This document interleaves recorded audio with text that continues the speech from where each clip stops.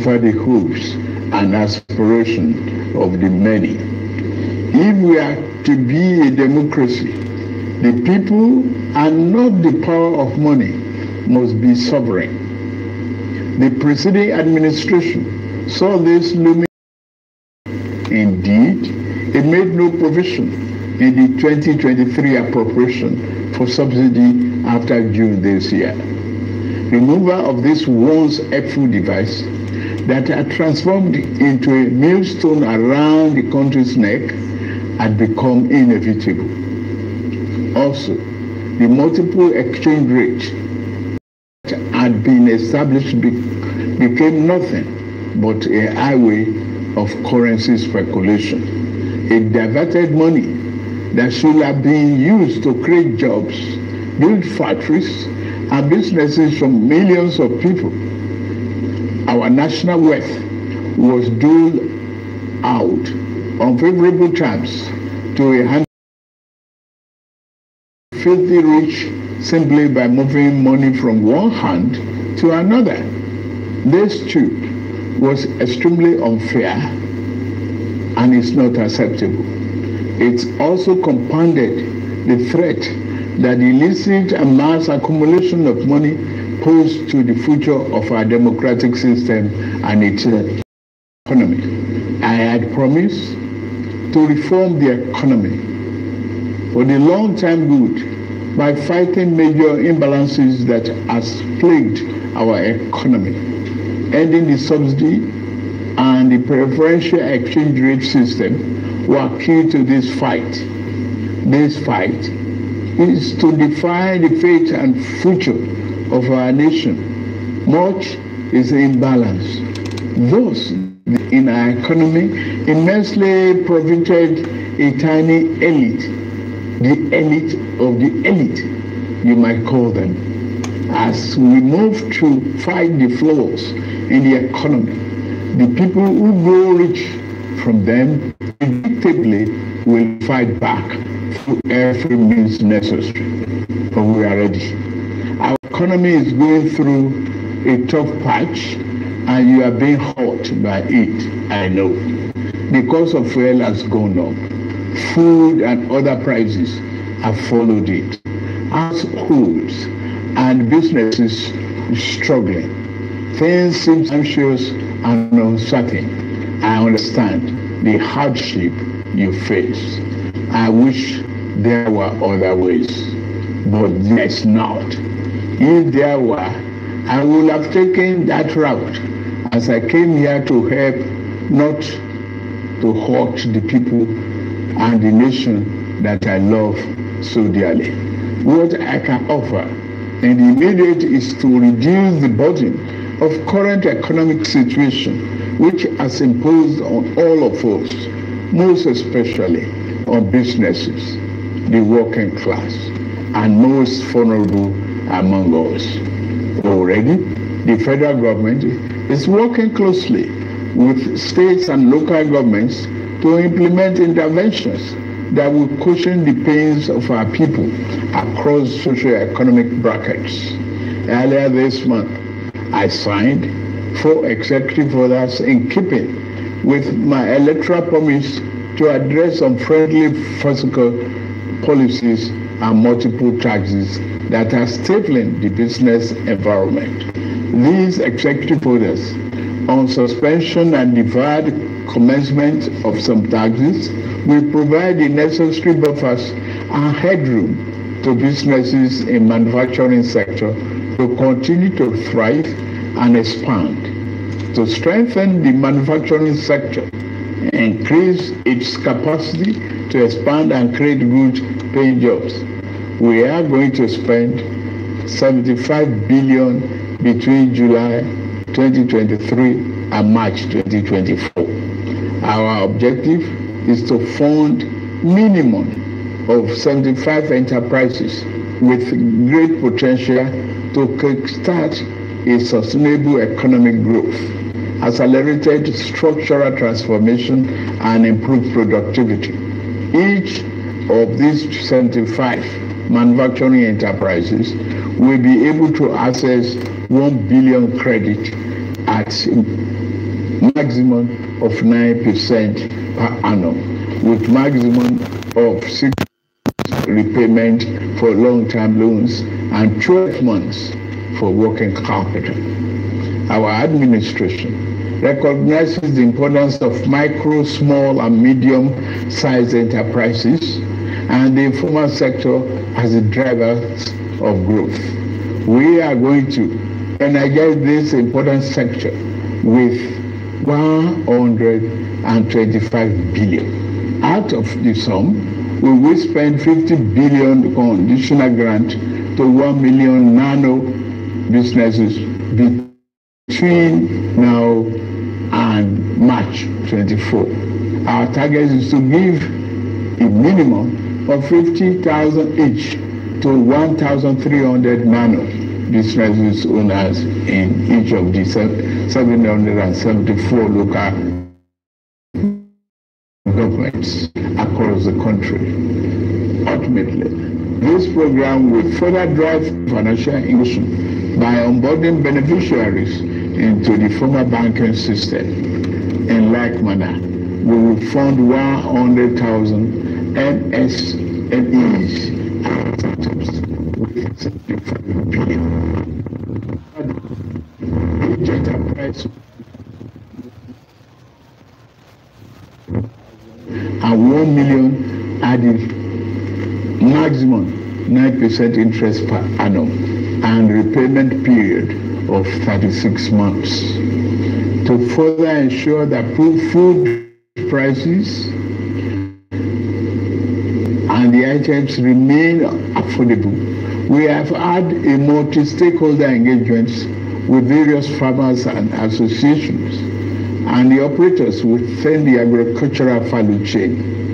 In short and in immediate terms, we will ensure stable food are available and affordable. To this end, I have ordered release of 200,000 metric tons of grains from strategic reserves to households across the 36 states and FCT. To moderate prices, we are also providing 225,000 metric tons of fertilizer, seeding, and other inputs to farmers who are committed to our food security agenda. Our plan to support cultivation of 500,000 hectares of farmland and all year-round farming practice remain on course. To be specific, 200 billion out of the 500 billion approved by the National Assembly will be disbursed as follows. Our administration will invest 50 billion each to cultivate 150,000 hectares of rice and maize. 50 billion each will also be earmarked to cultivate 100,000 hectares of wheat and cassava.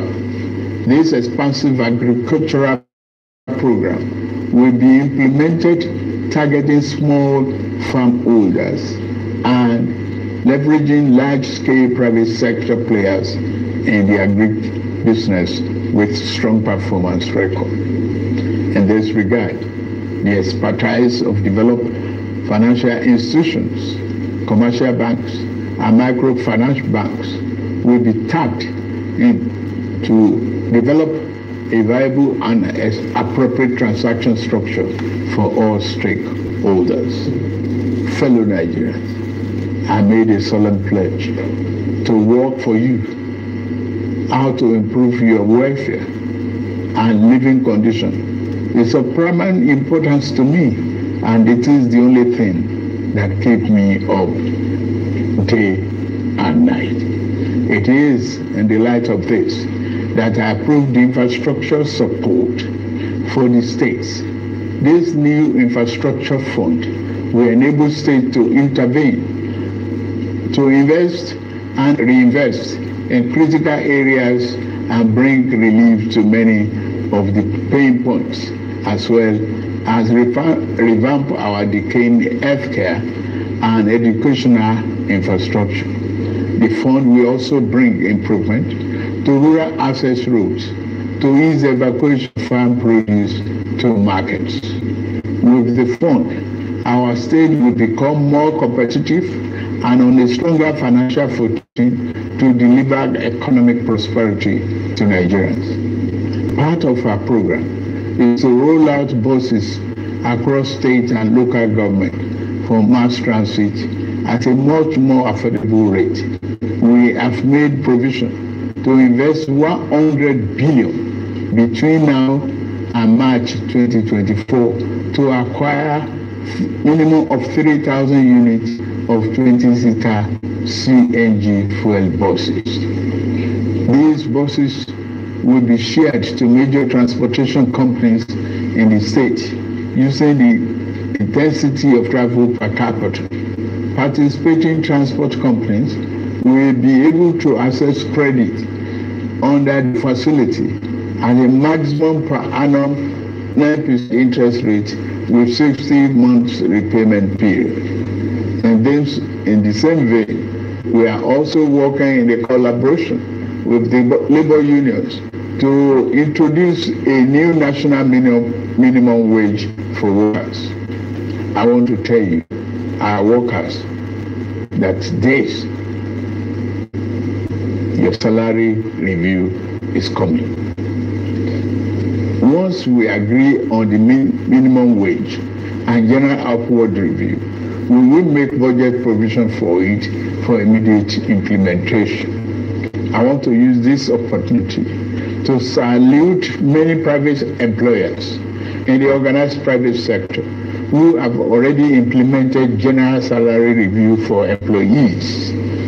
Fellow Nigerians, this period may be hard on us, and there is no doubt that it's tough on us.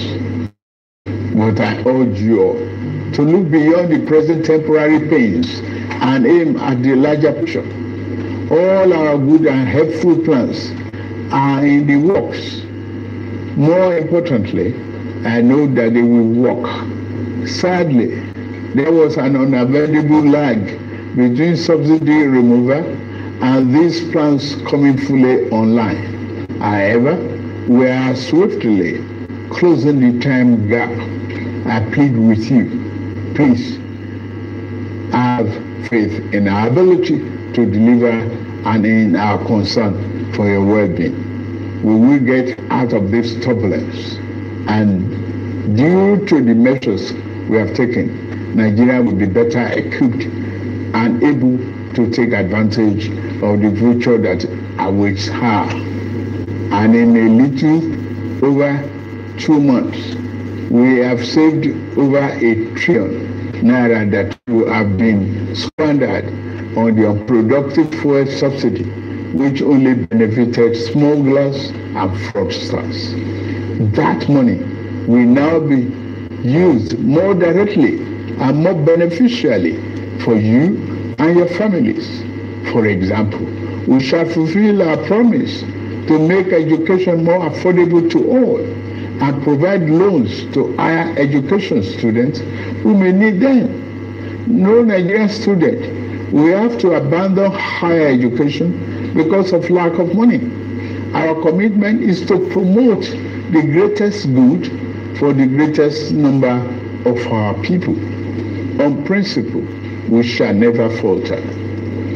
We are also monitoring the effect of exchange rate and inflation on gasoline prices. If and when necessary, we will intervene. I assure you, my fellow countrymen and women, that we are exiting the darkness to enter a new and glorious dawn. Now, I must get back to work in order to make this vision come true. Thank you all for listening. And may God bless Federal Republic of Nigeria.